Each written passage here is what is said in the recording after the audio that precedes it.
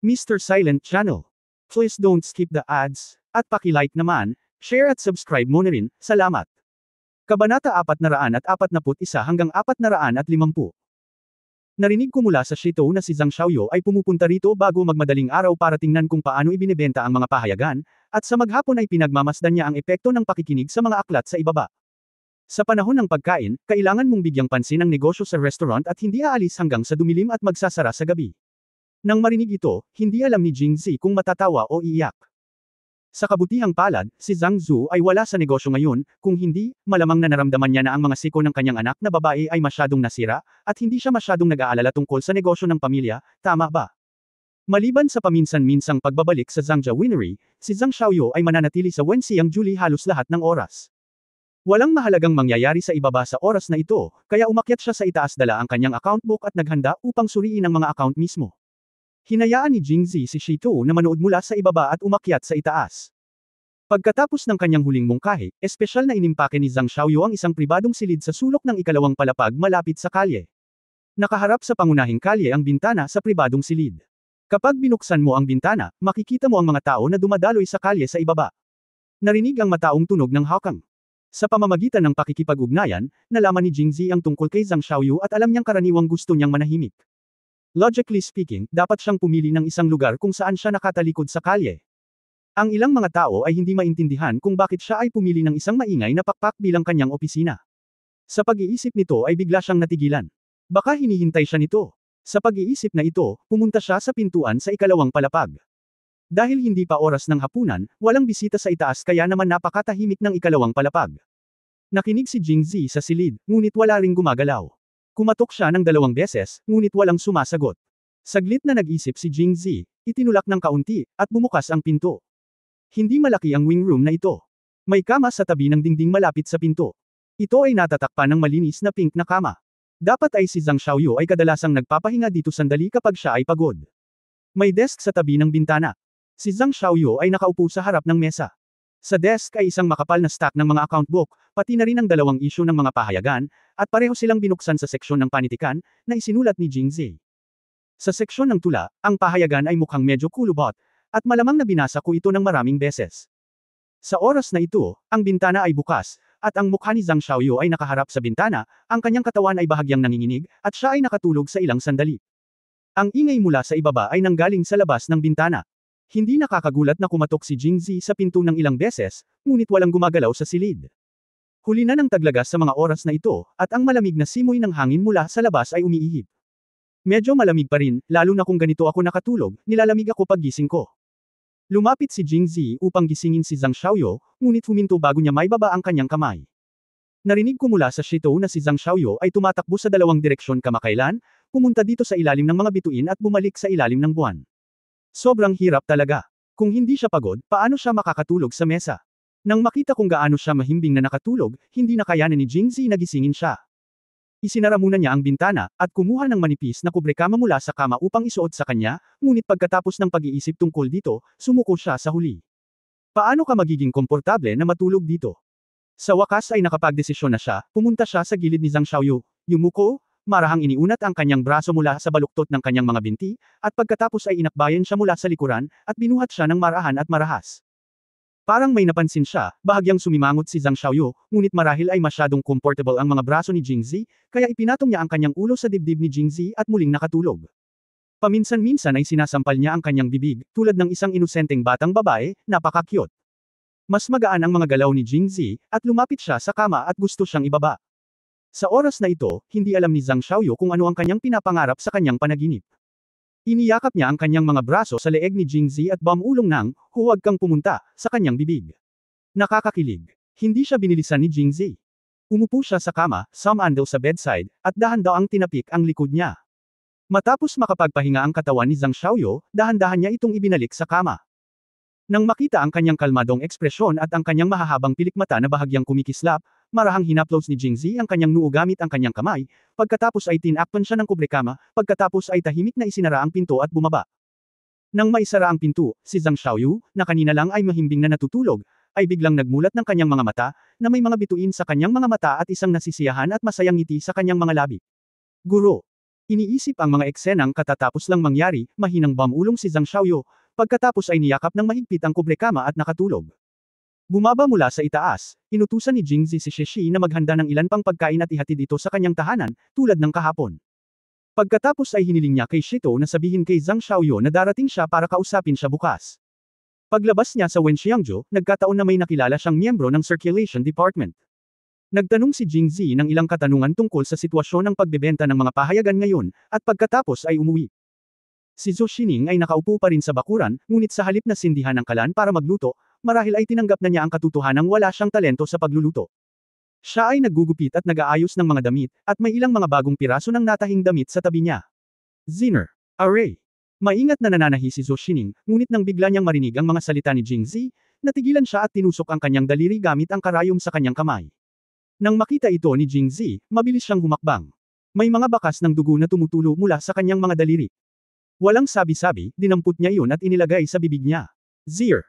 Kahit na nagkaroon sila ng matalik na relasyon, namumula pa rin si Zhou Xining nang biglang ipasok ni Jingzi ang kanyang daliri sa kanyang bibig ng napakarahas. Walang pakialam si Jingzi, sinipsip niya ito saglit, at pagkatapos ay huminto siya pagkalabas niya at nakita niyang walang dumudugo. Okay, masyado kang pabaya. Pagkatapos sabihin ito sa kanya, pumunta si Jingzi para tingnan ang mga damit na tinatahi niya, handa ba silang lahat para sa akin? Tumango si Zhou Xining. Sa mundong ito, maliban kay Jingzi, walang ibang karapat-dapat na manahi ng damit para sa kanya, kahit na siya. Hindi pa siya nananahi ng sarili niyang damit. Hindi ba't malaki ang kinikita ni Ziner noon? Ilang araw lang ang kailangan para makapunta sa Jingxi, kaya hindi na ganoon kalaki. Sa pagtingin dito, mayroon ng 2 o 3 piraso na natahi sa tabi nito, kaya sinabi ito ni Jingzi. Iba naman. Umiling si Zhou Xining, medyo manipis ang mga damit na iyon kanina. Lalong lumalamig, lalo na sa Jingxi. Mas malamig kaysa sa ibang lugar sa Angguo. Kung mananatili ka doon ng 10 araw, kalahating buwan, o baka mas mahaba pa, magsisimulang mag-snow. Napakalamig ng araw na iyon, at hindi sapat ang mga damit na tinahi ko noon. Matapos marinig ito, kinuha ni Jingzi ang mga damit na tinahi ni Zhou Xining at tumingin sa loob. Lahat sila ay may makapal na layer ng cotton, na talagang mas makapal at mas mainit kaysa sa mga manipis na damit dati. Ngunit ngumiti pa rin siya, kung talagang ganoon kalamag, bumili ka na lang dyan. Bakit pa ba si Ziner natahiin dito? Hindi mahirap. Umiling si Zhou Xining, at pagkatapos ay tumingin kay Jingzi, ang kanyang mga mata ay puno ng lamang. Sinabi, hindi lamang ako hindi napapagod pagkatapos gawin ito para kay Zir, ako rin ay napakasaya sa aking puso. Chapter 442, Zir, hindi ka ba komportable? Ikalawang update. Habang nag-uusap ang dalawa, dinala ni Shito ang pagkain. Kaya hinubad ni Jingzi ang lahat ng damit at pananahi mula sa mga kamay ni Zhou Xining at dinala siya sa loob para kumain. Gaya ng sinabi ni Wang Yingqiu, bago umalis, gusto rin niyang maging mas malumanay kay Zhou Xining. Kung tutusin, ngayon lang siya naging babae, at hindi niya ito kayang baliwalain. Marahil naramdaman ng damdamin ni Jingzi, na mula ang pisngi ni Zhou Xining. Pagkatapos kumain ay natulog na silang dalawa. Natural na may heart-to-heart talk. Noong gabing iyon, magkasundo silang tumugtog ng piano at alpa bago sila nakatulog ng mahimbing.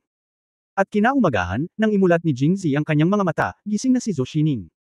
Ang kanyang mukha ay hindi pagod, ngunit nagliliwanag, at ang kanyang balat ay napakalambot na tila maaaring tumulo ng tubig.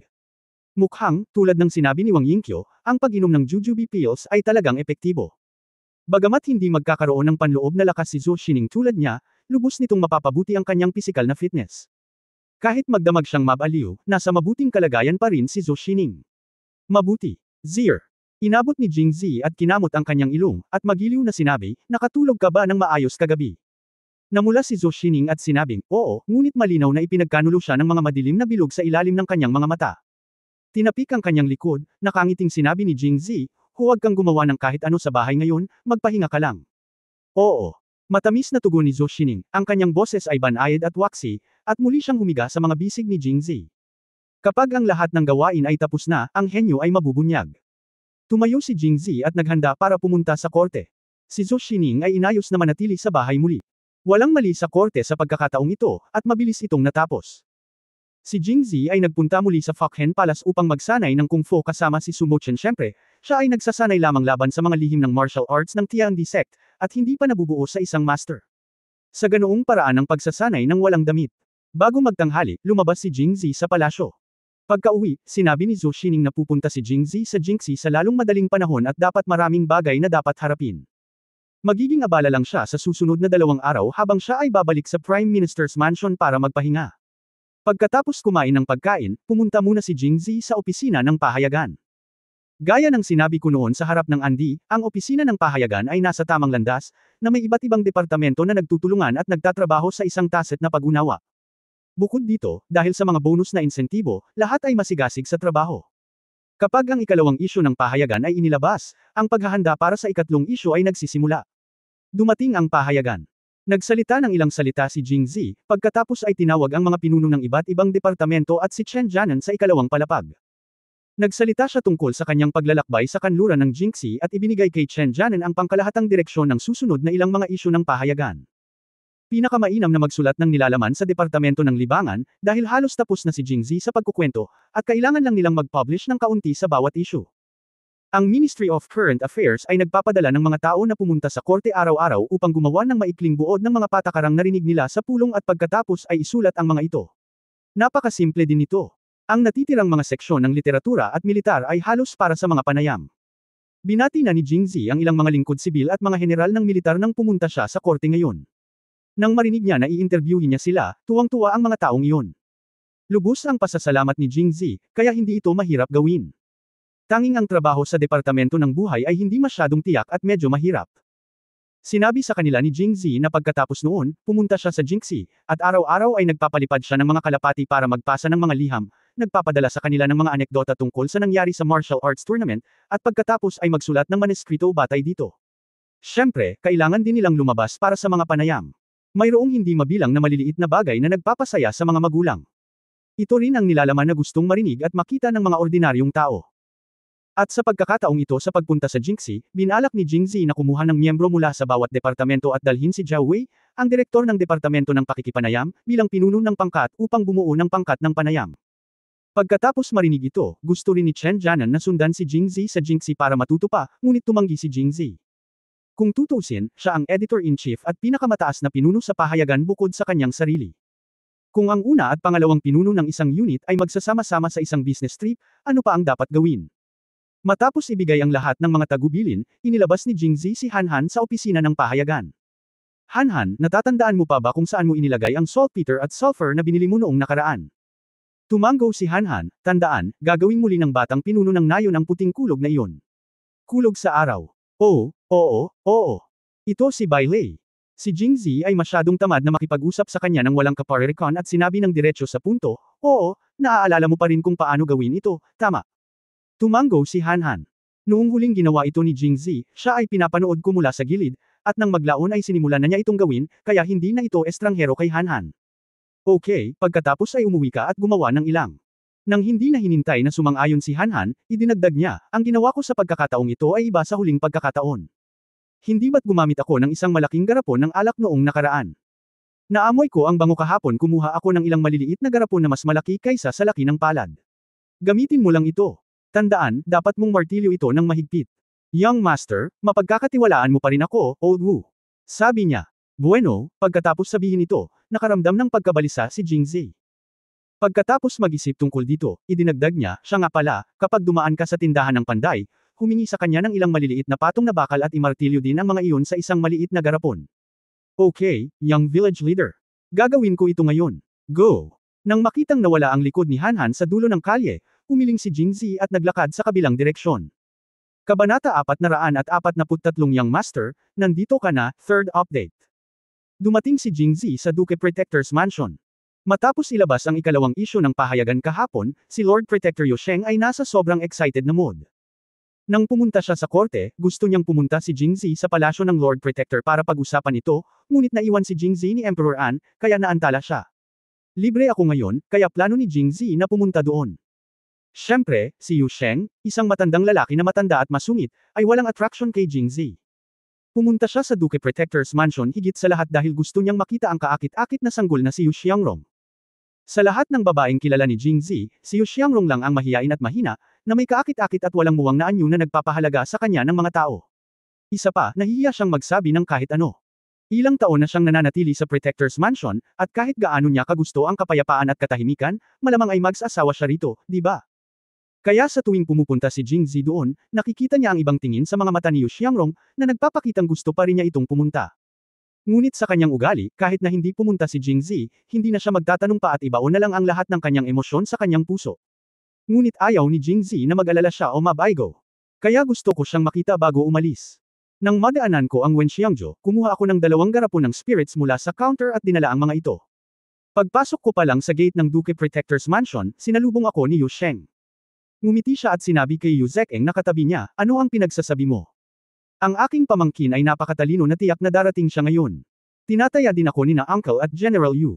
With that, inabot niya ang matapang na alak. Alipin. Oo, alam na alam ni Mr. Yu Guogong ang lahat. Sinabi niya na dadating si President Jing sa tanghali ngayon, at espesyal na hiniling niya sa kusina na maghanda ng mesa ng masasarap na pagkain. Kausap ko lang si Mr. Yu Guogong kung tatawagan ko ba si President Jing. Kung hindi dumating si President Yi Jiang, hindi ba mawawala ng saysay ang lahat ng pagkain? Sinong mag-aakala na si Presidente Jing ay tatawag pa bago ako? Nakangiting sabi ni Yu Zekeng. Dapat kahapon ako pumunta, pero busy talaga ako sa mga affairs ko, so sorry for the delay. Kinawean ni Yu Sheng ang kanyang kamay, napaka-busy mo, bihira ka lang na makapaglaan ng oras para pumunta dito. Paano na lang tito? Kung talagang gusto kitang sisihin, kailangan kong pag-usapan itong 2 banga ng mga espiritu. Halika, anong dala mo? Kinuha niya ang mga espiritu sa kamay ng alipin. Binuksan niya ang takip sa labis na paraan, humigop, at tumawa ng malakas. Ang sarap ng alak, hindi tayo uuwi hanggat hindi tayo nalalasing ngayon. Pagkasabi niyon, dinampot niya ang garapon ng alak, tumalikod at humakbang patungo sa likod bahay, mukhang balisang balisa. Nang makita ang nagtatakang mukha ni Jingzi, medyo napahiya si Yu Zekeng. Tumawa siya at ipinaliwanag, si Pangulong Jing ay walang alam. Ang libangan ni Yu Guogong ay hindi lamang nangunguna sa mga tropa sa pakikipaglaban, kundi pati na rin ang masarap na alak. Sa partikular, kapag mas mataas ang nilalaman ng alkohol, mas gusto ito ni Mr. Yu. Nang magsimulang magbenta ng matapang na alak ang Zhangja Liquor kanina, tuwang-tuwa si Mr. Yu kaya uminom siya nito ng 2 araw ng sunod-sunod. Sa kasamaang palad, ang alak ay masyadong mahal.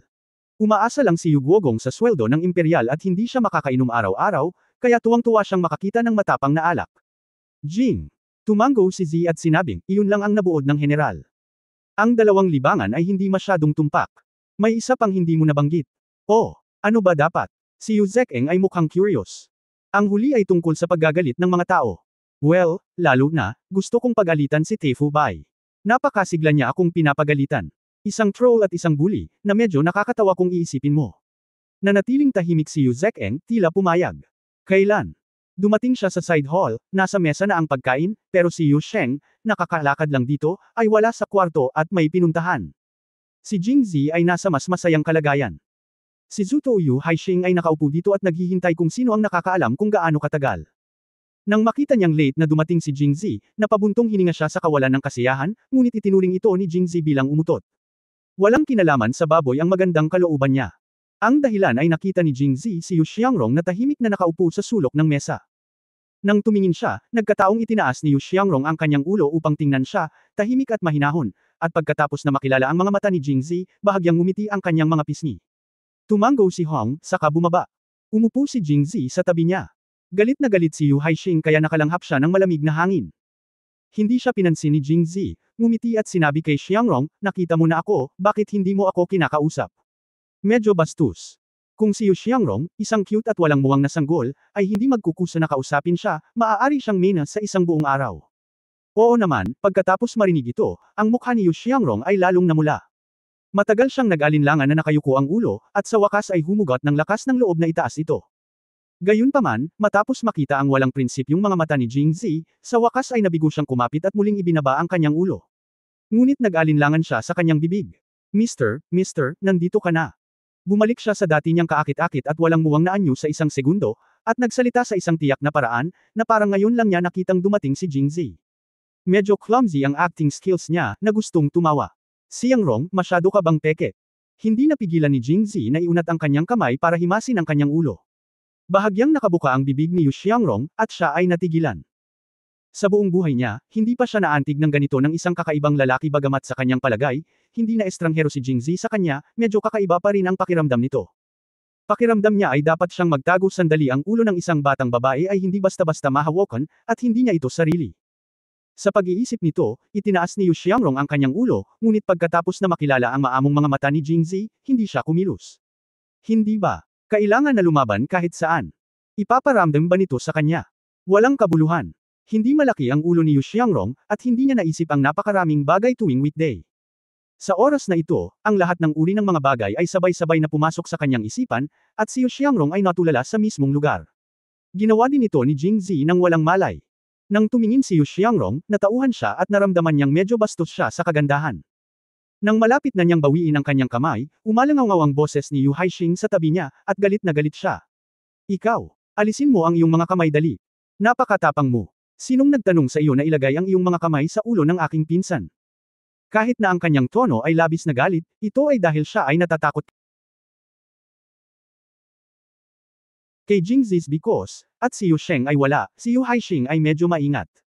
Ang iba ay gumamit ng pinakamasakit na tono para sabihin ang pinakamaamong salita, ngunit si Yu Haixing ay gumamit ng pinakamaamong tono para sabihin ang pinakamasakit na salita, na para bang kausap niya si Jingzi. Ang pagtalakay sa mga bagay ay pareho. Nakakaawa ang mga tao. Gayunpaman, hindi siya naawa si Jingzi. Noong una ay gusto niyang ilayo ang kanyang kamay, ngunit pagkatapos pakinggan ang kanyang mga salita, marahang hinaplos niya ang 3,000 itim na buhok ni Yu Xiangrong, at pagkatapos ay inilayo ang kamay nito sa ulo nito. Para sa ilang kadahilanan, matapos siyang haplosan, nakaramdam si Yu Xiangrong ng kakaibang pakiramdam sa kanyang puso na hindi pa niya naranasan noon. Sa makatuwid, nang alisin ni Jingzi ang kanyang kamay, nakaramdam siya ng kaunting hindi maipaliwanag at bahagyang pagkadismaya. Kabanata 444 na sino ka sa tingin mo? Ika-4 na update. I can tell fortunes. Gusto mo bang sabihin fortunes? Inalis ni Jingzi ang kanyang kamay at tumingin kay Yu Haixing na may mainit na tingin sa kanyang mukha. Pagsasabi ng kapalaran. Medyo naghinala si Yu Haixing. Narinig niya na magagaling ang mga tula ni Jingzi, ngunit kung tungkol sa panghuhula hindi ba't ang mga charlatan lang ang nakakagawa? Hindi kaya sinasadya niyang magpanggap na sophisticado sa harap niya. Yu Haixing sneered in his heart, ayaw mo bang magpanggap? Pagkatapos ay hahayaan kitang gawin ang matematika. Kahit anong gawin mo, sasabihin kong mali ang kalkulasyon mo. Tingnan natin kung ano ang gagawin mo. Kaya ngumiti siya at sinabing, okay. Pero kung hindi ka sigurado, huwag mo akong sisihin sa pagtawanan mo. Huwag kang mag-alala, kung hindi ka sigurado, walang bayad. Natigilan si Yu Haixing, bakit kailangan mo pa ng pera? Pero naisip niya na walang kwenta. Hindi naman siya mahalaga. Hindi daw niya ito makalkula ng tumpak, kaya paano siya makakakolekta ng pera? Okay, kalimutan mo na lang. Tinapik ni Yu Haixing ang kanyang dibdib, na nagpapahiwatig na hindi siya kapos sa pera. Well, then, sino ka sa tingin mo? Hulaan ko. Noong una ay walang iniisip si Yu Haixing, ngunit nang magsasalita na sana siya, bigla niyang napagtanto na tila may mali sa pangungusap na ito. Sino ka sa tingin mo? Hindi ba ito isang sumpa? Ngunit si Yu Haixing ay halatang napag-alitan, ngunit hindi niya ito maipakita. Kung ganun, halatang napag-alitan siya. Kaya't siya ay nagpanggap na bobo at hindi naiintindihan, at sinabi, kung gayon maaari mong sabihin sa akin kung ano ang magiging hinaharap. Matapos marinig ito, umiling si Jingzi, nagtataka pa rin sa kanyang puso, hindi ko alam kung gaano katanga ang lalaking ito. Hindi ko masabi, pero tiniis ko pa rin ang pag-alitan ng kusa. Sabi niya, mukhang hindi masyadong magandang kalkulahin ang hinaharap, tama ba? Haha, hindi mo makalkula ito, tama ba? Ngumisi si Yu Haixing, hindi ka man lang manggahas na magkalkula, paano mo masasabi ang kapalaran? Hindi rin nagalit si Jingzi. Ang ilan ay walang pakialam, sa pagtingin sa iyong kinabukasan, sinabi kong yayaman ka at makapangyarihan, naniniwala ka ba o hindi? Sabi ko mamamatay ka bigla sa loob ng ilang araw, naniniwala ka ba o hindi? Naramdaman ni Yu Haixing na siya dapat kang magalit, ano ang ibig sabihin ng, bigla kang mamamatay sa loob ng ilang araw, masarap ba talagang sampein ang mga tao ng ganito? Nang makitang hindi siya nagsasalita, nagpatuloy si Jingzi, kaya, ang paghula na ito ay hindi kasing ganda ng pagsasabi ng mas malapit. Pinakamabuting magkaroon ng agarang resulta at ipaalam sa lahat kung ito ay tumpak o hindi. Kung gayon ano ang ibig mong sabihin? Kahit na. Sumulyap si Jingzi sa kanya at itinaas ang kanyang mga labi, talagang makakaranas ka ng madugong sakuna sa loob ng quarter ng 1 oras. Saglit na natigilan si Yu Haixing, at pagkatapos ay ngumisi, oo, paano ito posible? Nakaupo lang dito ng 1 kapat ng 1 oras, paanong may? Bago niya matapos ang kanyang mga salita, lumapit si Jingzi at sinampal ng malakas sa mukha si Yu Haixing. Tinakpan ni Yu Haixing ang kanyang mukha sa hindi makapaniwala. Ang kanyang mukha na hindi pa namamaga ay tinamaan ng husto ni Jingzi. Maaari mong isipin kung gaano katagal bago mawala ang pamamaga. Malapit na akong pumunta sa Jingxi para makilala ang lahat ng uri ng bayani, at binugbog mo na naman ako sa ulo ng baboy. Binawi ng galit na si Yu Haixing ang kanyang kamay at itinutok ito kay Jingzi. Isang kislap ng iskarlata na dugo ang biglang sumilay sa kanyang mga mata. Mabilis niyang pinunasan muli ang kanyang bibig. Oo naman, ang kanyang mga kamay ay natatakpan ng mga mantsa ng dugo, na nagpapakita kung gaano kalupit si Jingzi. Bugbugin siya hanggang sa muka ng dugo. Jing, ikaw. Magsasalita na sana siya ng mga masasakit na salita, ngunit matapos makita ang kalahating ngiti ni Jingzi na mga mata at ang kanyang braso ay nakataas sa hangin na parang sasampalin siya muli anumang oras, tiniis pa rin ito ni Yu Haixing, wala kang martial ethics, nangako kang magsasabi ng kapalaran mo, ngunit nagagalit ka at natama ng isang tao kung hindi mo masabi. Pagkasabi niyon ay dumura siya sa lupa at biglang nanlamig. Isang madugong kalamidad. Pagkatapos ay tumingin siya kay Jingzi, puno ng galit ang mukha nito.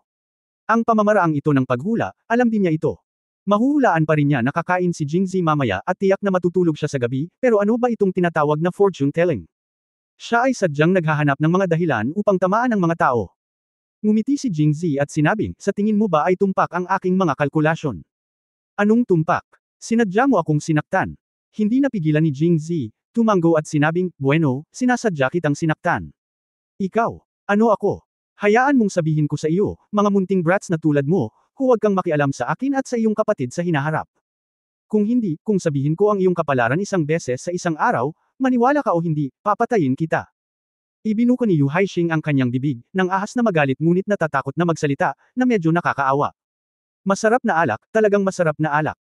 Sa oras na ito, ang nakabubusog na tawa ni Yu Sheng ay nagmula sa labas ng koridor, at pagkatapos ay pumasok siya na may dalang garapon ng alak. Base sa tindig niya, parang nakainom siya.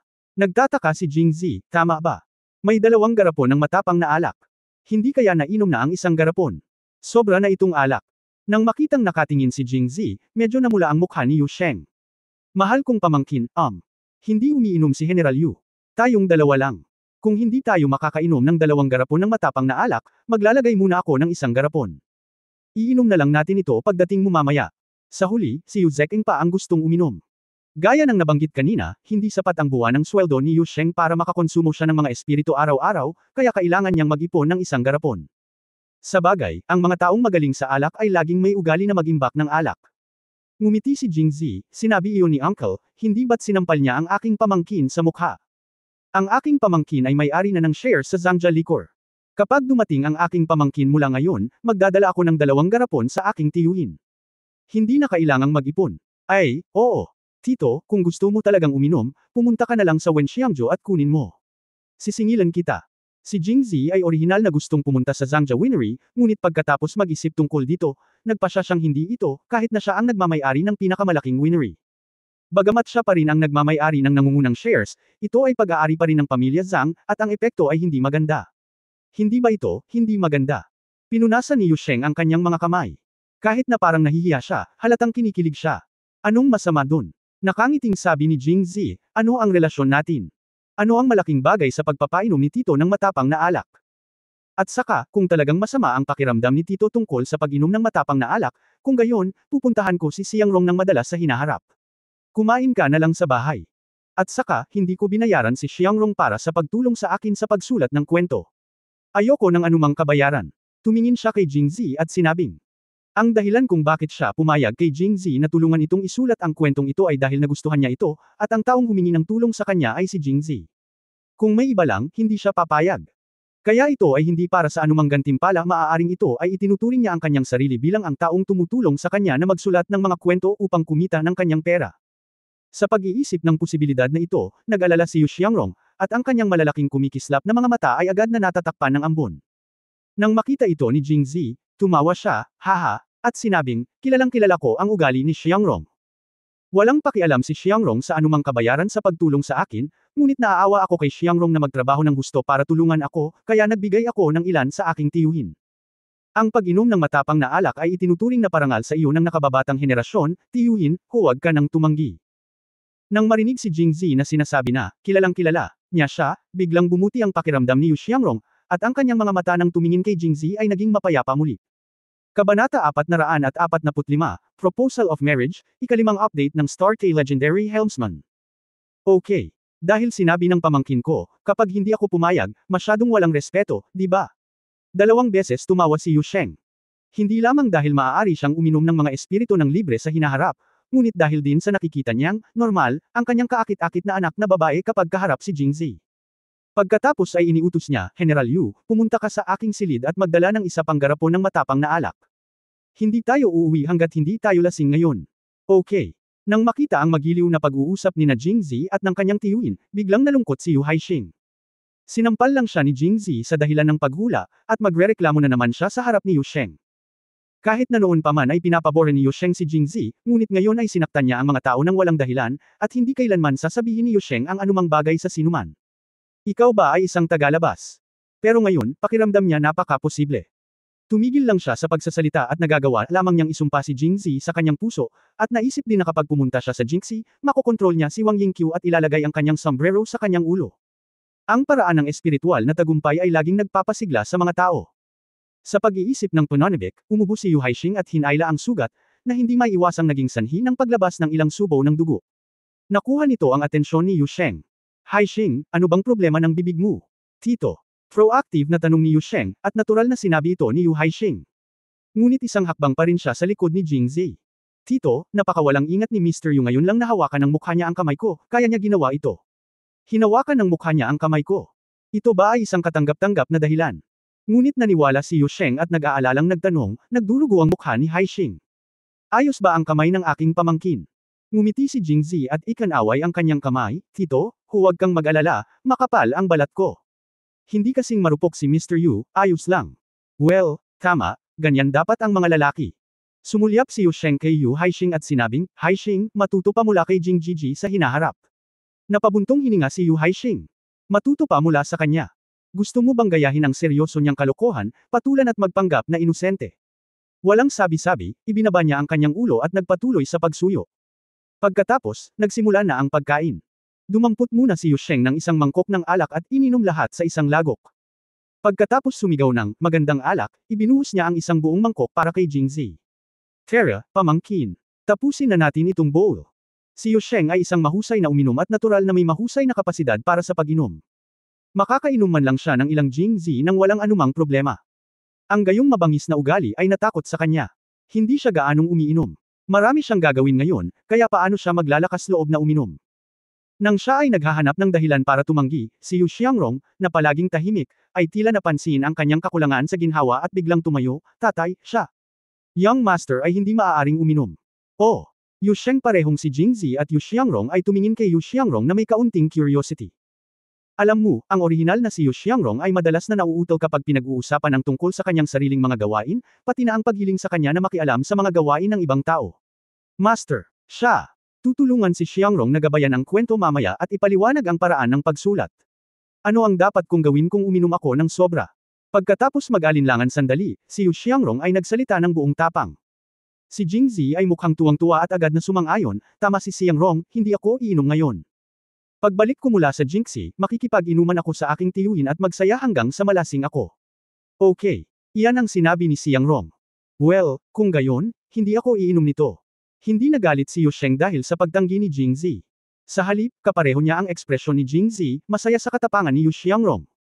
Si Yu Haixing, na nakaupo sa tabi niya at orihinal na nagplanong huwag magsalita, ay medyo nagulat nang marinig niya ang mga salita ni Jingzi at sinabing, gusto mong pumunta sa Jingzi? Oo, kay Jingzi. Sagot ni Jingzi. Si Yu Haixing ay labis na nasasabik matapos itong marinig.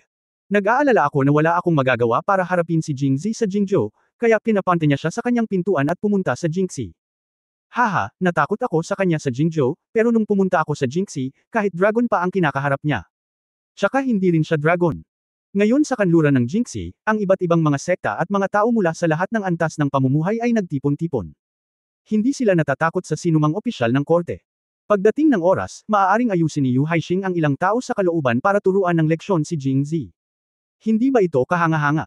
Hindi alam ni Yu Sheng kung ano ang iniisip ni Yu Haixing, kaya't sinabi niya kay Jingzi na may seryosong mukha na bigyang pansin ang kanyang kaligtasan, at pagkatapos ay sinabi, pupunta rin si Haixing sa Jingzi upang makipagkita sa kanilang Panginoon, Waxian Pavilion. Pareho kayong binata, at mayroon pa rin tayong ganitong relasyon. Dapat kayong dalawa ang mag-ingat sa isa't isa pagkatapos pumunta sa Jingzi.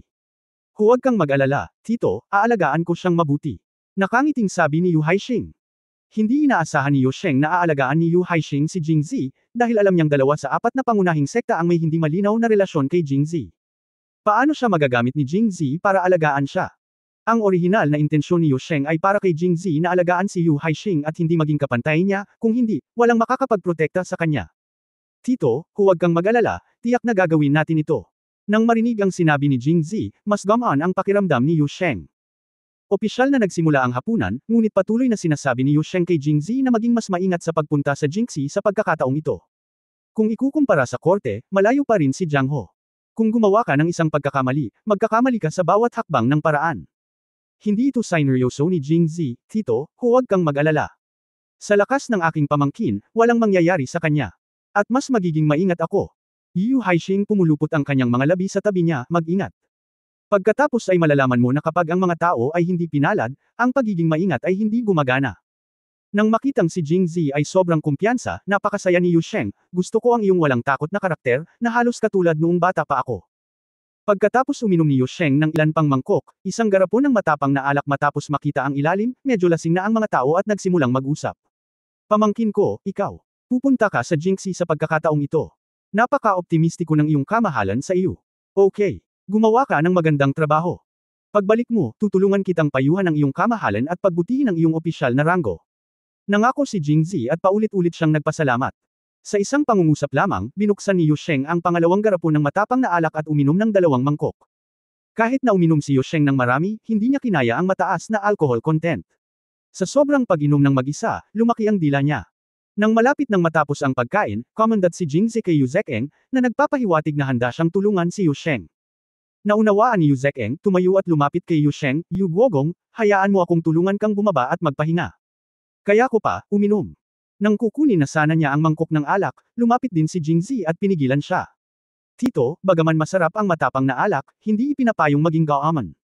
Walang kakapusan sa matapang na alak sa hinaharap. Mas mabuti na magkaroon ng tuloy-tuloy na pag-agos ng tubig, hindi ba? Napaka-epektibo ng mga salita ni Jingzi. Huminto sa paggalaw si Yu Sheng matapos itong marinig. Napakanipis. Umaagos ang tubig. Tumayo si Yu Sheng at tinapik si Jingzi sa balikat habang nakalaylay ang dila. Gusto lang kita. Ang iyong pinungunit walang kahihiyang karakter ay higit na mabuti kaysa sa mga nerd na iyon. Pagbalik mo mula sa Jingxi, tandaan mong umuwi at mag-propose ng kasal kay Xiangrong. Kay Xiangrong. Kabanata 446 na Young Master, binubuli mo ako. Unang update. Matapos paalisan si Yu Sheng, hindi nagmamadaling umalis si Jingzi. Ang layunin ng pagpunta sa Duke Protector's Mansion ay hindi para makinig sa lasing na usapan ni Yu Sheng. Kung wala kang pribadong pakikipag-chat kay Yu Xiangrong ng mag-isa, magiging walang saysay ang biyaheng ito. Kaya lumabas si Jingzi sa side hall at pumunta sa boudoir ni Yu Xiangrong sa pangalan ng pagsuri sa kanyang kwento. Naglakad si Jingzi sa harapan, habang nakayuko si Yu Xiangrong at sinundan ng malapitan ang mga yapot ni Jingzi. Marahil dahil inaakala niyang hindi ito nakikita ni Jingzi, bahagyang umuso si Yu Xiangrong, na parang galit. Ang munting manugang ay ganoon din. Sa hapagkainan, bago tuluyang umalis si Yu Sheng, humiling si Jingzi na pumunta sa boudoir ni Yu Xiangrong para makita siyang magsulat ng kwento hindi tumanggi si Yu Sheng. Dito nalilito si Yu Xiangrong. Alam mo, pinipigilan noon ng kanyang ama ang mga lalaking pumupunta sa bahay, pati na ang pagpasok sa kanyang boudoir, gusto man siya nitong makita, ngunit ngayon ay hindi lamang siya pinayagan nitong makipagkita kay Jingzi, pinayagan pa niya itong pumunta sa kanyang boudoir, tutal, hindi naman siya tumanggi. Inangat ni Yu Xiangrong ang kanyang ulo at tumingin sa likod ni Jingzi, at inisip kung paano, nag-propose ng kasal, ang kanyang ama sa hapagkainan ngayon lang, ngunit mukhang walang pakialam. Bumagsak agad ang mood ko. Aray! Biglang huminto muli si Jingzi, at tulad ng huling pagkakataon, nabangga ulit siya ni Yu Xiangrong. Paglingon niya, tinukso siya ni Jingzi, Xiangrong, alam kong may iniisip ka tungkol sa akin, pero hindi mo ako maiisip sa lahat ng oras, di ba? Nakaka-pressure ito sa akin. Yu Xiangrong namula ang kanyang mukha dahil sa kahihiyan at ibinuko niya ang kanyang bibig, ngunit walang lumabas. Tumangala siya kay Jingzi at nakita niyang may pilyong ngiti sa kanyang mukha, at bigla siyang nagkaroon ng epiphany. Siya, nanunukso sa akin. Grabe naman. Ngunit sa kanyang ugali, kahit na alam niyang tinutukso siya ni Jingzi at hinahanap ang kanyang kaligayahan, hinding-hindi siya magsasabi ng anumang masakit. She would just pout her lips openly and openly that she didn't dare to pout in front of him. For her, this is already a very big breakthrough. Pagkatapos ay tinadyakan niya ang kanyang mga paa at nagmamadaling pasulong. Kung maglalakad ako sa harapan, hindi na naman kita makakabangga, di ba? Nang makita si Yu Xiangrong na mabilis na tumatakbo, si Jingzi ay tumawa ng may malaking kasiyahan, dahil ang orihinal na si Yu Xiangrong ay alam lamang kung paano ito gawin, at hindi siya nang ahas na tumayo kapag may nangyari. Susundan lang niya ang iba, tulad ngayon. Napakakaunting mga kaso ng pangunguna. Mukhang sa ilalim ng kanyang banayad na impluwensya, si Yu Xiangrong ay tahimik na nagbago ng malaki. Well, ang galing. Pagkatapos ay ginamit niya ang kanyang kakayahan sa Qinggang para makahabol ng tahimik. Pagkatapos ng lahat, si Yu Xiangrong ay nagpanggap pa rin bilang Jingzi, kaya pagkatapos tumakas, nagsimula siyang mag-alala tungkol sa mga pakinabang at pagkalugi. Magagalit ba siya kung tumakas ako ng ganito? Kung bigla akong tumakbo, aalis ba siya? Ang bilis kong tumakbo, paano kung hindi niya mahabol? Kung masyado kang nag-iisip, babagal ang iyong mga hakbang. Mabigat ang mga hakbang ko at ayaw ko nang tumakbo. Bukod dito, hindi marinig ni Yu Xiangrong ang kahit kaunting paggalaw sa likod niya, kaya medyo natarante siya. Palagi niyang nararamdaman na hindi sumunod si Jingzi. Sa pag-aakalang aalis na si Jingzi sa Jingzhou patungo sa Jingxi, maaaring ngayon ang huling pagkakataong dumating siya upang protektahan ang bansa bago umalis. Wala pang oras silang dalawa na magsalita ng mag-isa kahit hindi sila magsalita ng mag-isa, kailangan pa rin niyang basahin ang kwentong isinulat niya, di ba? Sa pag-iisip nito, nakaramdam ng sobrang takot si Yu Xiangrong kaya gusto niyang umiyak. Ang galit na dulot ng panunukso ni Jingzi ay nawala sa isang iglap. Sa kanyang opinyon, kung ikukumpara sa pagiging mapag-isa kay Jingzi saglit, ano ang silbi ng panunukso sa kanya? Walang pakialam sa anupaman, huminto siya at tumakbo pabalik, sinusubukang habulin si Jingzi pabalik. Aray! Agad siyang tumakbo sa mga bisig ni Jingzi. Dahil hindi siya handa, medyo malakas ang puwersa pagkatalikod niya. Matapos siyang tamaan ay napatalsik siya at bumagsak sa lupa. Ngunit tiyak na hindi ito hahayaang mangyari ni Jingzi. Mabilis niyang inabot at hinawakan si Yu Xiangrong sa kanyang mga braso.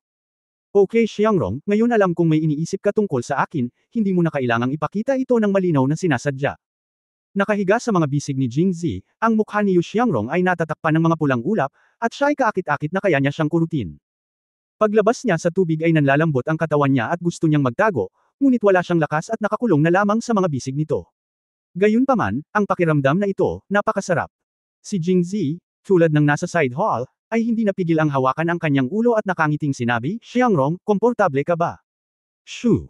Hindi sinasadyang gustong sumagot ni Yu Xiangrong, ngunit bigla siyang nagulat. Sumigaw siya, Young Master, ikaw, binubuli mo ang iba.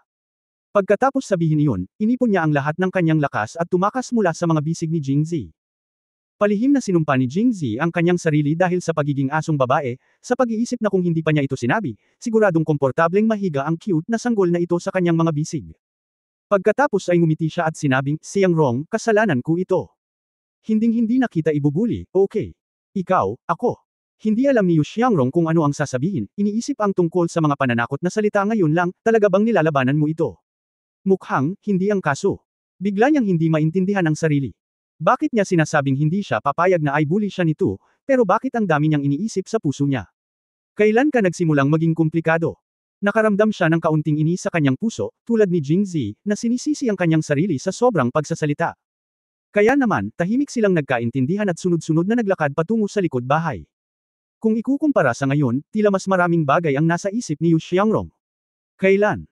Lumapit siya sa boudoir ni Yu Xiangrong, isang mahinang halimuyak ang tumama sa kanyang mukha, na eksaktong kapareho ng amoy sa katawan ni Yu Xiangrong. Huminto si Jingzi upang mag-obserbo at nalaman na ang boudoir ni Yu Xiangrong ay katulad ng sa kanya, simple at malinis. Ang mga kasangkapan sa silid, bukod sa isang kama, bilog na mesa, at mga upuan, ay isang mesa sa harap ng bintana, at mayroong maraming mga papel na bigas sa mesa. Mukhang ito ang lugar kung saan gumugugol ng pinakamaraming oras si Yu Xiangrong sa buong boudoir. Isang lugar na matutuluyan. Maliban doon, wala nang iba sa kwarto, ni isang bakas ng dressing table. Hindi siya kadalasang nagme-makeup. Sa pag-iisip nito, ibinaling ni Jingzi ang kanyang ulo upang tingnan si Yu Xiangrong at maingat na tiningnan ang kanyang walang kamali-mali na mukha. Siya ay hubad na mukha ng walang anumang pampaganda, ngunit siya ay may kapansin-pansing natural na kagandahan. Ang hibiscus ay lumalabas sa malinaw na tubig, at ang mga ukit ay natural na inalis. Hindi nakakagulat na ang mga sinaunang tao ay nakapagsulat ng gayong kahangahangang mga talata. Sa kanilang mga nakaraang buhay, si Jingzi at ang kanyang mga kaklase ay palaging magdududa kapag nagbabasa sila ng mga talatang tulad nito. Pagkatapos ng lahat, para sa mga kababaihan sa katotohanan, ang pag-alis ng makeup ay kasing dali ng pagpapalit ng damit. Ulo, mas hindi komportable na hayaan silang makakita ng iba ng walang makeup kaysa patayin sila. Siyempre, kung maswerte kang makita silang walang makeup, hahayaan lang nila ito kung ipagkakaloob mo ang iyong sarili dito. Kaya paano naisip ng mga tao sa kanilang panahon na ang isang babae ay napakaganda ng walang makeup? Nang makita si Jingzi na nakatitig sa kanya, namula si Yu Xiangrong at nagtanong, Guro, ano ang tinitingnan mo? Tumingin ka. Ako, may dumi sa mukha ko. Hindi, maganda ka, hindi ko matiis. Pakisuyong tingnan mo ng mabuti. Kabanata 447 Hindi ako karapat-dapat sa Young Master, pangalawang update. Paano makakayanan ng isang simpleng babae na tulad ni Yu Xiangrong ang mga malalanding salita ni Jingzi? Pagkaraan ng ilang sandali, natalo siya at hindi nang ahas na tumingin kay Jingzi, kaya kinailangan niyang tumingin sa ibang lugar. Nang makita niya ang isang tumpok ng papel na bigas sa kanyang mesa, bumalik siya sa kanyang katinoan at naalala ang layunin ng paglalakbay ni Jingzi. Kaya mabilis niyang sinabi, Guru, tingnan natin ang kwentong isinulat ni Xiangrong. Okay. Lumapit si Jingzi sa bintana, tumingin sa rice paper na may magandang sulat kamay at puno ng sulat, at hindi maiwasang mapabuntong hininga, ilang araw na lang. Ang dami mong naisulat. Oo. Tumango si Yu Xiangrong na may pamumula, ngunit ang kanyang mga mata ay kumikinang ng maliwanag, na parabang naghihintay siya ng papuri ni Jingzi. Ngunit hindi siya pinuri ni Jingzi sa susunod, sa halip ay nagsabi ng may kaunting kawalang kasiyahan, dapat kang matulog ng late at gumising ng maaga, tama ba? Ngayon lang pinagmasdan kong mabuti ang magandang mukha ni Yu Xiangrong. Ang kapintasan lang ay may nakaambang na linya sa ilalim ng kanyang magagandang peach blossom eyes. Ang malabong itim na mga linya ay dapat na ang mga bag sa ilalim ng kanyang mga mata na lumitaw dahil sa kanyang kawalan ng pahinga sa mga araw na ito. Natigilan si Yu Xiangrong na parang hindi niya inaasahan na sasabihin ito ni Jingzi. Siya ay nag-alinlangan at sinabing, ako. Ito ay naging pareho. Ang boses ay naging mahina at mas tahimik, at sa wakas ito ay tahimik na parang lamok, tulad ng isang estudyante sa elementarya na nagkamali, dahil pinaalalahanan siya ni Jingzi noong huling pagkakataon na hindi siya maaaring mapuyat. Ito pala ay dahil hindi mo ako nakilala. Ngayon sinasabi ko sa iyo na huwag magpuyat, bakit hindi ka nakikinig? Ipinagkibit balikat ni Yu Xiangrong ang kanyang maliit na ulo at pinagsalikop ang kanyang mga kamay, mukhang lubhang nakakaawa. Kalimutan mo na ito sa pagkakataong ito, ngunit hindi na ako magiging halimbawa sa susunod. Oo. Itinaas ni Yu Xiangrong ang kanyang ulo at masayang tumango. Nasiyahan si Jingzi at pagkatapos ay tiningnan ito ng seryoso. Pinisil muli ni Yu Xiangrong ang kanyang mga kamay, naninigas ang kanyang mukha. Hindi nagtagal para matapos ni Jingzi ang pagbabasa. Master, okay ka lang ba? Huling pagkakataon noong narito si Jingzi, bagamat pinuri niya ito, hindi siya gaanong nagsulat noong panahong iyon, at karamihan dito ay muling pagsasalaysay, ngunit sa pagkakataong ito ay iba na. Nagdagdag siya ng marami sa kanyang sariling pangunawa at isinulat napakaraming bagay, at lagi akong nag-aalala na hindi masisiyahan si Jingzi, kaya medyo nabalisa ako. Well, hindi masama. Tumango si Jingzi at nakangiting sinabi, mas mabuti na ito kaysa sa sarili ko ang sumulat nito. Mukhang hindi ko na magagabayan si Xiangrong. Kailangan ko lang magpadala ng isang tao upang regular na kunin ang manuskrito sa hinaharap. Hindi ito sinasadya. Pinuri niya ito, ngunit ito ang katotohanan. Si Yu Xiangrong ay karaniwang cute at walang muwang, ngunit ang kanyang isip ay partikular na maislan. Ang mga kwentong isinulat ng kanyang kamay ay mas kapana-panabik kaysa sa inaakala niya. Ngunit pagkatapos marinig ito, bumaba ang mukha ni Yu Xiangrong. Hindi ka na ba pupunta para i-guide ako? Kaya ano ang silbi ng magaling akong magsulat? Bigla niyang naisip ang tanong ni Yu Sheng kanina lang, at medyo nadurog ang kanyang puso, ngunit ayaw pa rin niyang gawin iyon. Itinaas niya ang kanyang ulo at nagtanong, ngayon lang ba nagalit ang Young Master? Galit. Medyo nalito si Jingzi. Bueno, tinanong ka ng tatay ko ngayon lang. Nang hilingin niya sa iyo na pumunta at magpakasal, walang sinabi ang Young Master. Galit ka ba? Nakatingin sa seryosong mukha ni Yu Xiangrong at sa matapang na tingin nito nang hindi kumikibo ng magtama ang mga mata nito, ngumiti si Jingzi at sinabing, masyado akong nag-isip. Paano ako magagalit? Pero halatang hindi naniniwala si Yu Xiangrong. Kung hindi siya galit, bakit ngayon lang siya nagsalita? Sa tingin ko galit lang ang Young Master. Medyo malamig ang boses ni Yu Xiangrong na hindi tugma sa kanyang orihinal na kaakit-akit at walang muwang na hitsura na nagpakyut kay Jingzi. Pagkatapos ay ngumiti siya at sinabing, kung gayon bakit sa tingin mo ako nagagalit? Dahil, sumulyap si Yu Xiangrong kay Jingzi, at sa wakas ay ibinaba ang kanyang ulo, ang kanyang boses ay naging napakalambot. Dahil ang Young Master, ayaw pumunta sa bahay namin para mag-propose ng kasal. Bakit hindi? Narinig ko na ang bata at talentadong tao na gustong pumunta sa Protector's Mansion para mag-propose ng kasal ay parang Crucian carp na tumatawid sa ilog. Bakit sa tingin mo? Dahil hindi ako karapat-dapat. Guro. Sa pagkakataong ito, determinado si Yu Xiangrong. Pagkatapos ay dahan-dahan niyang sinabi, maganda si Young Master. Ang pinakagwapong tao na nakita ko ay si Young Master. Nang sabihin niya ito, medyo nahihiya siya, ngunit nagpatuloy siya, bukod sa pagiging maganda. Narinig din ni Xiangrong mula sa kanyang ama na bagaman ang kanyang ama ay isang opisyal din, ang kanyang kasalukuyang opisyal na posisyon ay ganap na para sa kanyang sarili. Ito ay mahirap na trabaho at ito ay natatangi sa Angguo. Pagkatapos sabihin ito, tumingin si Yu Xiangrong kay Jingzi at gumawa ng huling conclusion. Napakakapangyarihan ni Young Master, hindi karapat-dapat sa kanya si Xiangrong, kaya ngayon lang siya nagalit at hindi sinagot ang mga salita ng aking ama. Hindi naisip ni Jingzi na ang kanyang imahe sa puso ni Xiangrong ay magiging napaka-perpekto, napaka-perpekto. Para mapahiya ang isang magandang babae. Ang rurok ng buhay ay walang iba kundi ito. Kaya mahigpit niyang sinabi, bagaman ayoko, kailangan kong aminin na totoo ang sinabi ni Xiangrong. Bahagyang tumango si Jingzi at pilit na pinalalim ang kanyang mga mata, ngunit wala akong magagawa, napakahusay niya. Magiging ganoon.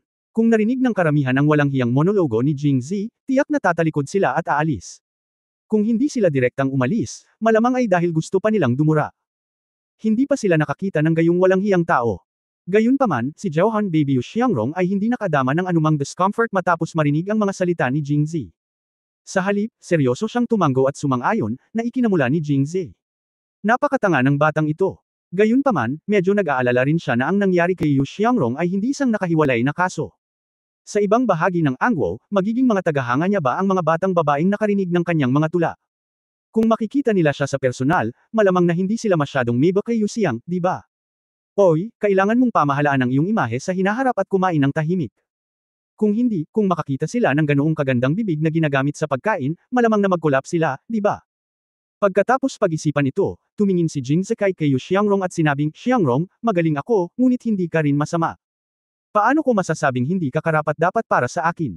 Kinurap-kurap ni Yu Xiangrong ang kanyang matubig na mga bulaklak ng peach. Lumingon ang mga mata, umiling siya at sinabing, Master, mangyaring huwag mong sabihing biro ito. Si Xiangrong ay tanga at walang muwang, paano siya magiging karapat-dapat dito? Sinong nagsabing tanga ka? Nakangiting sabi ni Jingzi. Young Master. Sumulyap si Yu Xiangrong kay Jingzi at mahinahong sinabi. Ako. Nag-isip sandali si Jingzi. Palagi niyang iniisip si Yu Xiangrong bilang isang cute na sanggol. Kailan niya ito sinabi sa salita?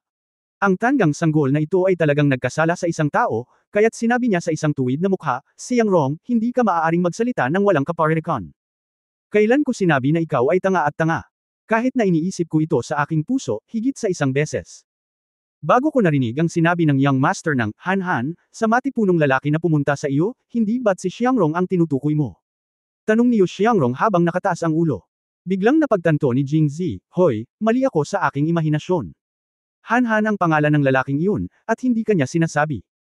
Kabanata 448, yakapin mo ako, dapat basahin sa dulo ng 3 kabanata. May tinatawag bang Han? Nagdududa si Yu Xiangrong. Oo naman. Hindi mo ba na-realize na mas tanga siya sa'yo?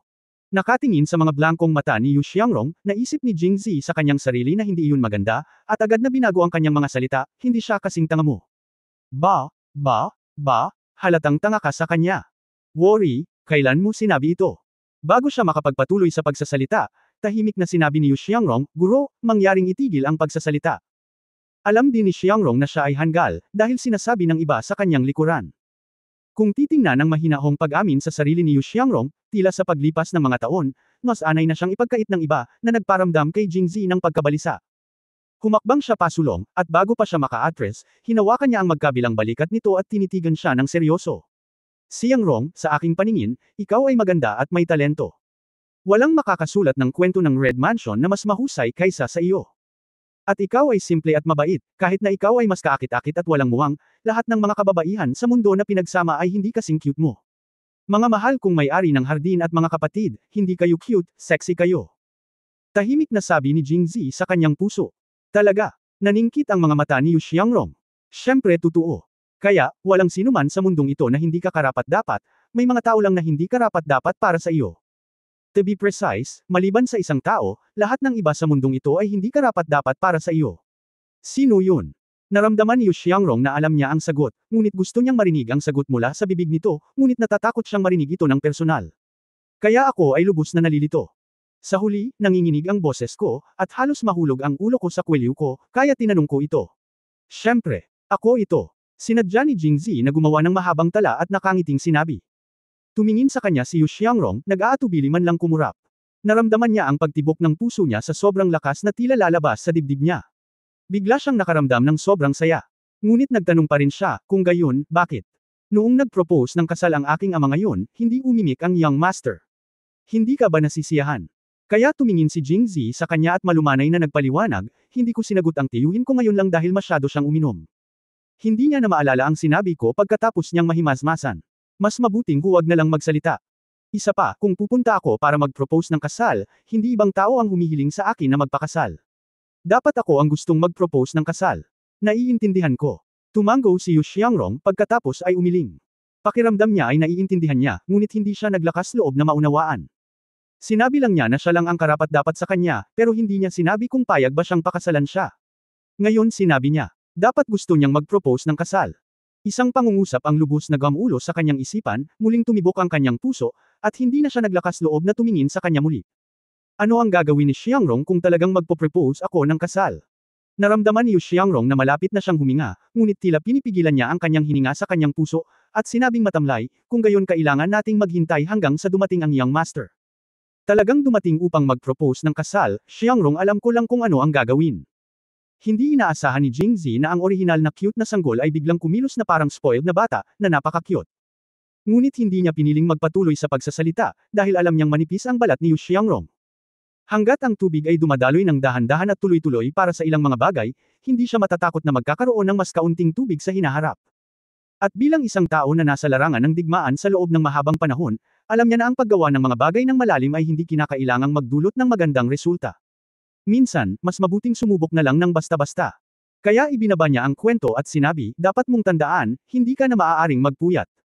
Isa pa, hindi mo akalain na hindi ako magiging masunurin kapag wala ako sa Jingzhou, hindi ba? Mabilis na umiling si Yu Xiangrong, hindi na ako makikinig muli. Naiintindihan ko. Cute, at mapagmahal. Ngunit pagkatapos ay idinagdag niya, kung ako ay masunurin. Maaari bang mas madalas na dumating ang young master sa hinaharap? Kahit na hindi mo kailangang gabayan si Xiangrong na magsulat ng isang kwento. Maaari kang magsulat ng ilang tula. Si Xiangrong ay gustong panoorin ang young master na magsulat ng mga tula. Mukhang maganda ba? Ang ganda. Hindi ko pinag-uusapan ng tungkol sa mga tula, ang sinasabi ko ay ako.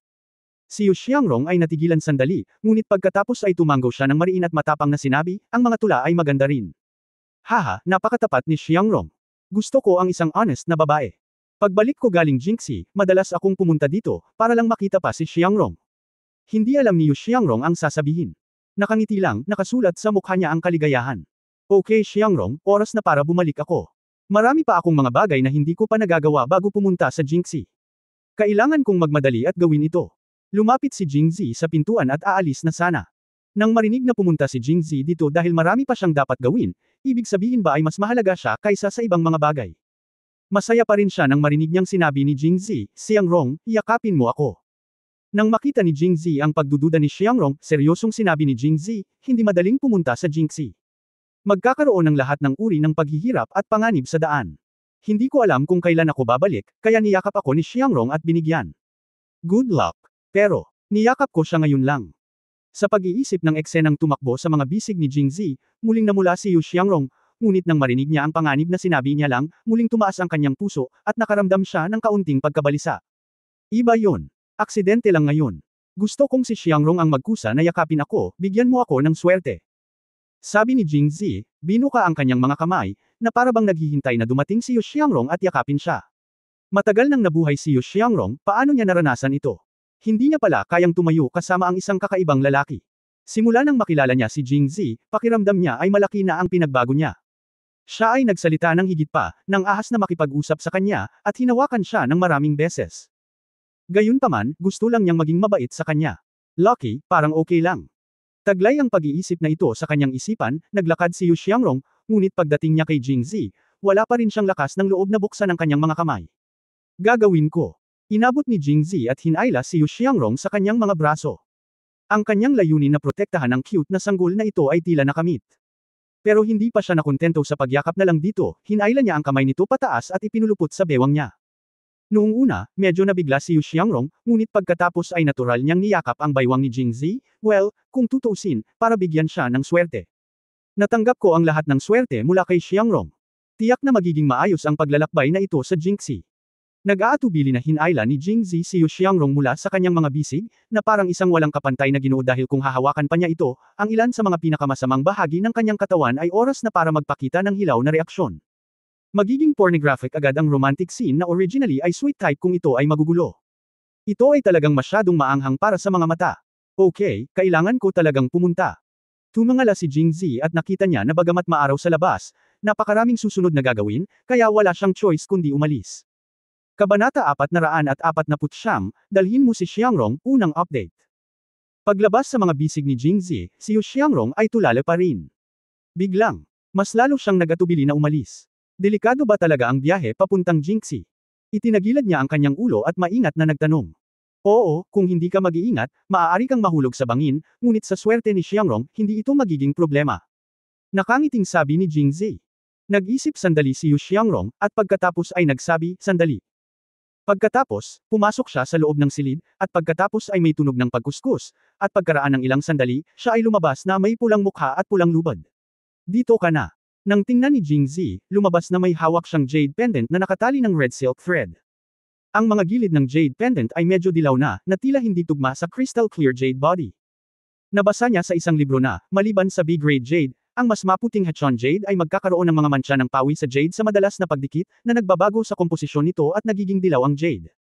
At dahil sa pagkakakilanlan ni Yu Xiangrong, ang jade pendant na ito ay hindi maaaring mababa ang kalidad. Makikita na ang jade na ito ay napakahalaga kay Xiangrong, kaya naman araw-araw niya itong isinusuot, at ito ay nagiging dilaw.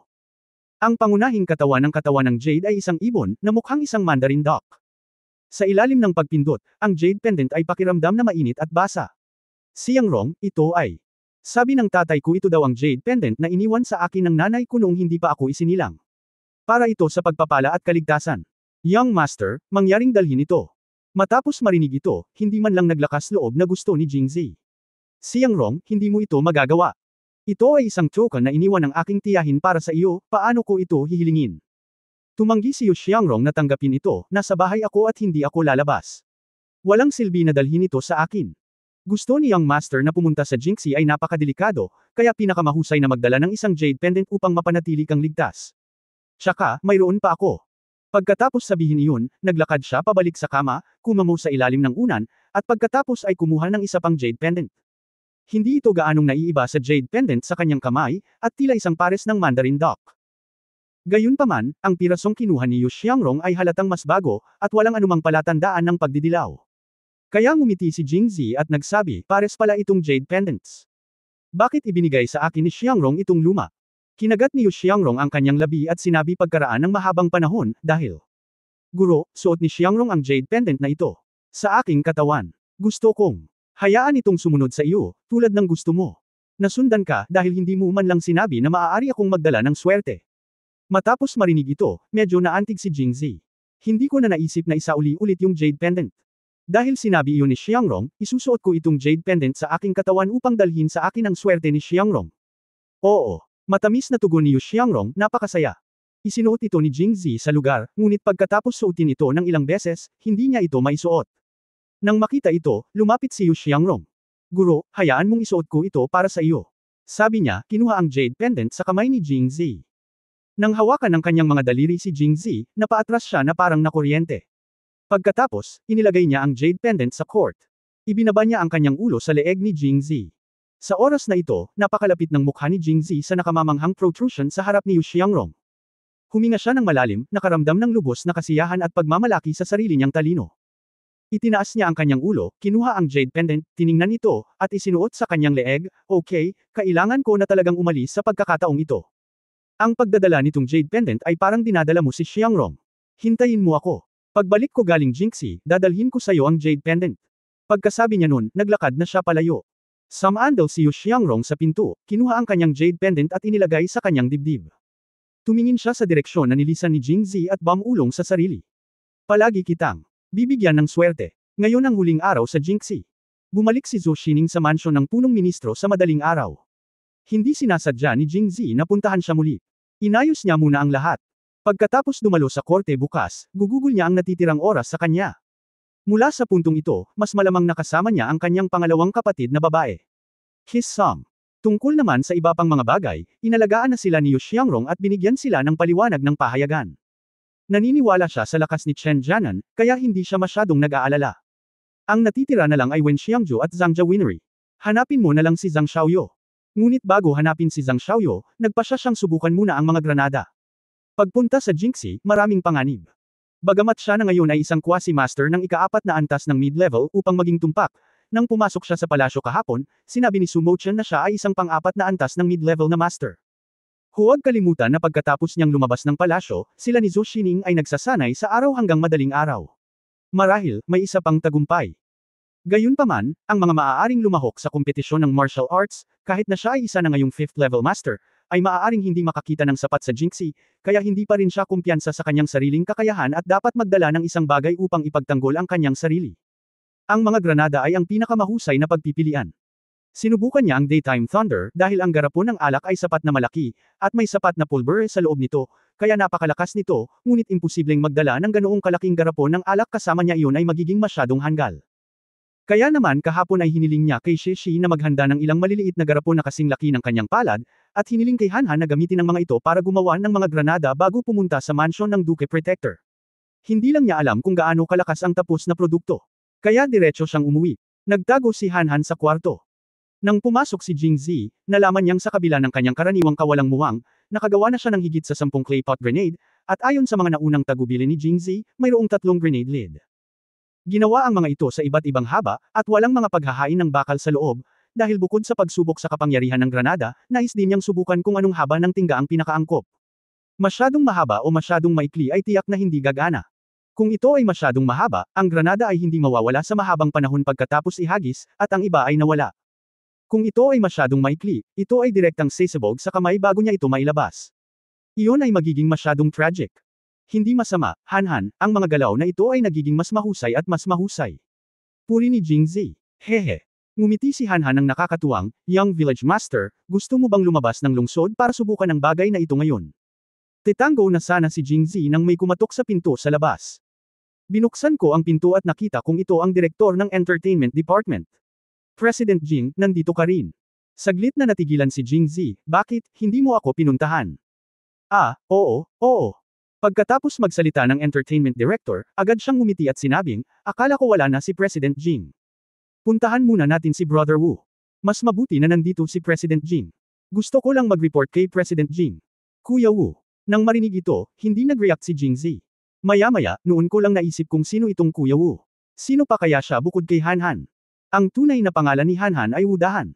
Araw-araw niyang tinatawag si Hanhan, at halos makalimutan ni Jingzi kung ano ang tunay niyang pangalan. Matapos magtanong, nalaman ko na sinabi ni Hanhan sa mga taong ito sa pahayagan ng tungkol sa mga anekdota tungkol sa Mang Mountain na nagdulot sa kanila ng pananabik dito, kaya napag-usapan ito ng lahat at pinag-isipan kung maaari nilang pagsamahin ang kwento ng Mang Mountain. Isulat ito sa entertainment section. Kabanata 450 Prinsesa, ikalawang update. Si Luli ay nanatili sa Mang Mountain sa loob ng maraming taon, nabubuhay sa isang buhay kung saan siya ay pinaghahanap ng gobyerno at hindi ng ahas na magpakita ng hayagan sa harap ng mundo. Naiintindihan ni Jingzi kung gaano siya kahirap. Kaya kung may gustong linisin ang kanyang pangalan at hayaan siyang bumaba mula sa bundok at mamuhay tulad ng isang ordinaryong tao, ang taong iyon ay si Jingzi. Bagamat naalis ang pamilya Lin at naibalik si Mang Shan dahil sa Sumochen, maliban sa mga tao sa lungsod ng Yongzhou, ang reputasyon ni Mang Shan sa paglipas ng mga taon ay malalim pa rin ang nakatanim sa mata ng mga tao sa ibang mga lugar. Kung ang kwento ni Mang Shan ay maisusulat sa isang pahayagan ng daan, malaki ang pakinabang nito sa muling pagtatayo ng kanilang reputasyon. Kaya gumawa ng desisyon si Jingzi, ngunit gumawa ng isang mungkahi, iyon ay, nang walang pahintulot ni Luli, ang mga pangalan ng lahat ay dapat na pseudonyms, upang maiwasan ang paglantad ng pagkakakilanlan ng lahat at paggantihan sa hinaharap. Sa pagsasalita tungkol dito, naisip ni Jingzi si Luli. Nang maisip niya si Luli, naisip din niya si Liu Jinghong. Nag-iisip pa lang ng iba't ibang babae, naramdaman ni Jingzi na medyo mad-ulash ang kanyang iniisip. Sa pagkakataong ito nang umalis siya sa Jingzhou, hindi lang si Jingxi ang plano niya. Pagkatapos ng kanyang trabaho sa Jingxi, nagpaplano rin siyang pumunta sa Liangzhou upang makipagkita sa solemn na appointment ni Liu Jinghong. Palamig ng palamig ang panahon, at tiyak na nagiging mas tense ang sitwasyon sa Liangzhou. Maaari niyang palayain si Liu Jinghong kapag pumunta siya doon, at pagkatapos ay haharapin ang isang nakamamatay na suntok sa mga barbaro sa Western Xinjiang, at maaari niyang ibalik si Liu Jinghong sa Jingzhou. Gaya ng inaasahan, sa unang Spring Festival pagkatapos ng time travel, ipinagdiriwang niya ang bagong taon kasama si Liu Jinghong. Higit pa rito, si Liu Jinghong ay dapat na ang pangalawang kapatid na babae na itinulak niya pababa siya dapat ang una, ngunit dahil sa ilang kakaibang pangyayari. Ito ay isang pagkakamali at si Zhou Xining ang nanguna. Masasabi ko lang na makatuwiran na ang mga mas malapit sa tubig ang unang inihain. Iniisip ko kung magkakaroon muli ng malaking away si Liu Jinghong kay Zhou Xining kapag nalaman niya ito. Well, hindi siya matatakot kung ganoon. Marami na siyang paraan para turuan ang mga babae. Pagkatapos, sa pagtanggap ng pag-aproba ni Jingzi, nais ng ministro ng libangan na ibalik si Hanhan sa club at hilingin sa kanya na ipagpatuloy ang pagdetalye sa kwento. Hiniling sa kanya ni Jingzi na mag-report muna sa club at nangakong darating si Hanhan sa ilang sandali. Medyo natarante si Hanhan matapos marinig ito. Batang pinuno ng nayon, kailangan kong umalis sa lungsod kasama mo. Naturally, hindi namin maaaring subukan ang mga granada sa lungsod. Ikanaway ni Jingzi ang kanyang kamay at sinabing, pumunta ka sa opisina ng pahayagan, kaya kung lumabas mag-isa. Hindi, kailangan ko pa ring protektahan ang kaligtasan ng batang pinuno ng nayon. Matuwid na nagsalita si Hanhan at hinawakan ang sariling gawang kutsilyo. Nakagawa na ako ng martilyo na hindi pa nagagamit, at gusto ko silang ilabas ng lungsod para subukan kung talagang nasa panganib sila. Sa pag-iisip ng posibilidad na ito, nakaramdam ng pangangati ang aking mga kamay. Ngunit inikot ni Jingzi ang kanyang mga mata sa kanya at sinabing hindi, Hanhan, ang mga araw kung kailan mo ako pinrotektahan ay wala na. Ngayon, ang pinakamaraming magagawa mo ay ang magsagawa ng isang gawain para sa akin. Pagkasabi nito, medyo nabalisa si Jingzi. Buong pagmamalaking tinapik niya ang balikat ni Hanhan at sadyang nagdagdag ng lakas sa loob. Sa simula ay hindi kumbinsido si Hanhan nang marinig niya ang mga salita ni Jingzi. Naisip niya na siya pa rin ang pangalawang pinakamakapangyarihang master sa Mang Mountain. Kahit na ang batang pinuno ng nayon ay may panloob na lakas, hindi pa rin siya kasing galing niya. Ngunit bago niya pabulaanan, ang panunupil ng cross-border na nagmumula sa kanyang mga balikat ay natakot sa kanya. Young Village Master. Ikaw. Mas mataas ba ang iyong kaharian kaysa sa akin? Dati, naramdaman ni Hanhan na may panloob na lakas si Jingzi, ngunit dahil ang kanyang kaharian ay mas mababa sa ika-4 na antas, hindi niya makita ang tunay na kaharian ni Jingzi. At ngayon, masyadong malakas ang pressure na nagmumula sa kanyang mga balikat. Bagamat hindi niya alam kung ano ang estado ni Jingzi, tiyak na nasa ika-4 na antas siya. Iniisip na noong lumabas siya sa Mang Mountain, si Jingzi ay isang mahinang scholar lamang. Sa loob lamang ng mahigit isang buwan, naging master siya ng level 4 o mas mataas. Biglang umasim si Hanhan. Hindi lang dahil sa ka-level ni Jingzi, kundi dahil din sa parang wala siyang pake dito. Ang martilyo na kagagawa lang at hindi pa nagamit minsan ay agad na nawala ang amoy. Sa wakas ay pumunta si Hanhan sa opisina ng pahayagan, at si Jingzi ay nagdala ng ilang diskargadong mga paghahain ng bakal. Granada at iniwan mag-isa ang lungsod. Sa isang sulok ng Jingzhou City, ang patio ni Xu Jinping. Mula nang ma-blacklist ni Jingzi, parang isang taon na ang buhay ni Xu Jinping. Bagamat nakakalabas siya ng bahay, palagi siyang sinusundan ng dalawang maharlikang gwardya, sa takot na tumakas siya. Nakakainis talaga. Pero wala siyang choice. Kung tutuusin, si Emperor An ang personal na nag-utos nito, at kahit na mayroon siyang pera, hindi siya maglalakas loob na bayaran iyon, dahil hindi niya maipaliwanag ang pinanggalingan ng ganoon kalaking halaga ng pera, kaya tumayo na lamang siya. Pagkatapos ng lahat, ang martial arts competition sa Jingxi ay magsisimula na, at ayaw niyang naroon. Sa pagkakataong ito, nagdudulot na naman siya ng gulo para sa kanyang ama. Ngunit hindi niya kayang lunukan ang hiningang ito. As usual, nakahiga siya sa bakuran, inaantok. Biglang, isang lalaking nakasuot ng itim na kasuotan ang lumipad mula sa dingding ng courtyard sa kabilang bahagi ng gate, at direktang dumaong sa tabi ni Xu Jinping nang hindi gumagawa ng ingay. Nagulat si Xu Jinping sa una, at pagkatapos ay nakahinga siya ng maluwag matapos makita ng malinaw ang tao. Pagkatapos ay sinulyapan niya ang nakasarang pinto at nalaman niyang walang gumagalaw, at sa kabamulong, sumama ka sa akin. Pagkatapos, pareho silang pumasok sa bahay, isinara ni Xu Jinping ang pinto at naiinip na sinabi, may nagbago ba? Tumango ang lalaking nakaitim, kamahalan, nasa labas siya ng bayan. Nagliwanag ang mga mata ni Xu Jinping nang marinig niya ito. Okay, ang galing. Pinalakpakan niya ang kanyang mga kamay, isang malamig na liwanag ang sumilay sa kanyang mga mata, sino ang sumama sa kanya? Ang tandang lalaking iyon. Ang lalaking nakaitim ay umiling, siya mismo. Oh, tapos mag-isa siyang pumunta sa pinto. Akala ko maghihintay tayo hanggang sa papunta na siya sa Jingxi para kumilos, pero ngayon ay haharapin na lang natin siya bago si Jingxi. Pagkatapos mag-isip tungkol dito, nagtanong siya, nasaan siya? Sinundan mo ba siya? Muling tumango ang lalaking nakaitim, naisip din ng prinsesa na aabutin ng 2 araw bago siya makakilos. Hindi siya handa. Hindi niya sinasadyang naabutan niya itong umalis ng lungsod at sinundan siya palabas. Okay. Pinalakpakan ni Xu Jinping ang kanyang mga kamay at sinabing, okay, ng 3 beses na sunod-sunod. Medyo interesado siya. Dumating siya ilang araw lang matapos maipasa ni Feige ang sulat. Baka may iniisip siya tungkol sa prinsipe na ito. Haha. Ang lalaking nakaitim ay nagtaas ng ulo at tumingin sa walang ekspresyon na mukha ni Xu Jinping. Muli niyang ibinaba ang ulo. Ngunit hindi ito napagtanto ni Xu Jinping at may kumpiyansa pa ring sinabi, pagkatapos niyang magtagumpay, huwag na siyang direktang bumalik sa Jingxi. Halika sa aking prinsipe. Ano ang nangyayari? Siya ay nagmula sa Jingxi upang bisitahin ako. Kamahalan, kumusta ang iyong pag-uugali? Sinabi niya na, bisitahin, ngunit ang kanyang tono ay puno ng kabastusan at kalokohan. Napakunot ang noo ng lalaking nakaitim, at pagkatapos ay nagsabi, "Kamahalan, kung magtagumpay ang prinsesa, mainam na umalis ka agad. Mabuting pagpipilian ito. Kung babalik siya sa lungsod, masisira ito kapag nalaman. Paano ito posible?" Ngumisi si Su Jinping, at saka, kung may mangyari sa kanya kapag lumalabas siyang mag-isa, kailangan niyang maghintay. Kung hindi siya uuwi sa gabi, hahanapin siya ng mga iyon. Sa oras na iyon, sinundan na siya ng aking prinsipe. Hehe, hindi naman magtatagal. Natatakot ako na hindi na ako makakabalik sa Jinxie ng matagal na panahon. Bakit ko siya tatanungin? Pagtatapos ng kabanata. For more updates, click on the notification bell.